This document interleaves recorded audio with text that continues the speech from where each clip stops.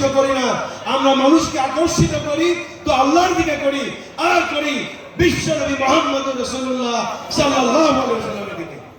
সুতরাং যে আল্লাহ আমাদেরকে সৃষ্টি করেছেন, আর এই জমিন যার, আইনও চলবে তার। জমিন কার? আইন চলবে কার?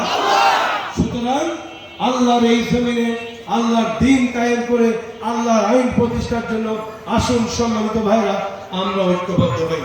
যদি ঐক্যবদ্ধ হতে পারি তবেই আমরা একটা সুখী সমৃদ্ধশালী শোষণ বৈষম্যহীন একটি সোনার বাংলাদেশ, বাংলাদেশের 18 কোটি মানুষকে আমরা উপহার দিতে পারবো। ভাইরা, খুনি হাসিনা পালিয়েছে ঠিকই, কিন্তু খুনি হাসিনার দোষর আর তার সন্ত্রাসী গুন্ডা পান্ডারা কিন্তু কেউ পালিয়ে যায়নি। তারা আপনার আমার মধ্যে ঘাটতি মেরে আছে, আপনার আমার বাসার পাশেই থাকে। সময় যখন আসবে এই সন্ত্রাসীরাই কিন্তু এই দেশকে আবার অরাজক পরিস্থিতিতে ঠেলে দেবে।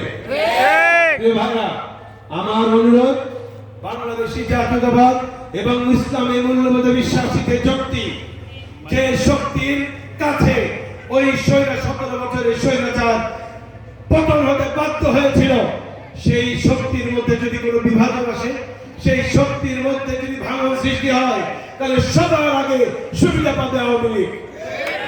আমরা জাতীয়তাবাদী শক্তি এবং ইসলামী মূল্যবোধে বিশ্বাসী শক্তির মধ্যে কোনো বিভাজন দেখতে চাই না। কেন চাই না? কারণ বাংলাদেশে শেখ হাসিনা আবার ফিরে আসুক, এইটা আমরা চাই না।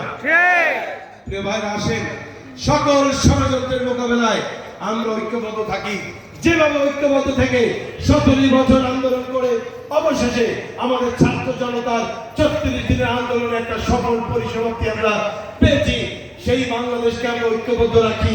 ঐক্যবদ্ধ বাংলাদেশে আমরা আল্লাহর জমিনে আল্লাহর দ্বীন কায়েম করি, তবেই এই দেশে সুখ এবং শান্তি ফিরে আসবে, মানুষ সুখে শান্তিতে বসবাস করতে পারবে।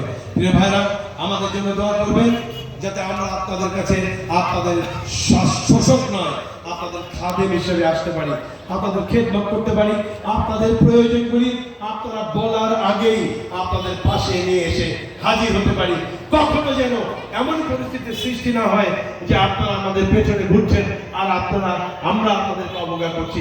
প্রিয় ভাইরা, হযরত ওমর যে বলেছিলেন, ফোরাতের তীরে যদি একটি কুকুরও অভুক্ত থাকে ও পানির তৃষ্ণার্ত অবস্থা যদি মারা যায়, তাহলে কিয়ামতের দিন হতে পারে আমি ওমরকে আল্লাহর দরবারে আসামির কাঠগড়ায় দাঁড়াতে হতে পারে।